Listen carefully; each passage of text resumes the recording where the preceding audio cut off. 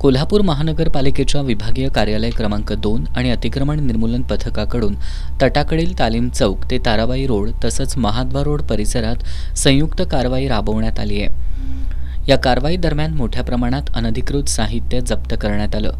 यामध्ये 3 लोखंडी table, 11 parking जाळ्या, 4 स्टँड बोर्ड, 4 छत्र्या, 5 लोखंडी स्टँड, 3 लोखंडी कॉट, 2 कॅरेट, 15 लाकडी टेबल, 1 स्पीकर, 6 पुतळे, 20 लोखंडी पाईप, 1 लोखंडी स्टूल, 4 स्टँड, 2 रांगोळी बॅग, 4 ढकलगाडी आणि इतर साहित्याचा समावेश आहे। ही कारवाई महापौर रुपाराणी निकम यांच्या आदेशानुसार अतिरिक्त आयुक्त शिल्पा दरेकर, उपायुक्त किरणकुमार धनवाडे, सहाय्यक आयुक्त स्वाती दुधाणे आणि शहर अभियंता रमेश मस्कर यांच्या मार्गदर्शनाखाली ही मोहीम पार पडली। अतिक्रमण प्रमुख प्रफुल्ल कांबळे, उपशहर अभियंता सुरेश पाटील तसंच संबंधित विभागातील अधिकारी कर्मचाऱ्यांनी या कारवाईत सहभाग घेतला।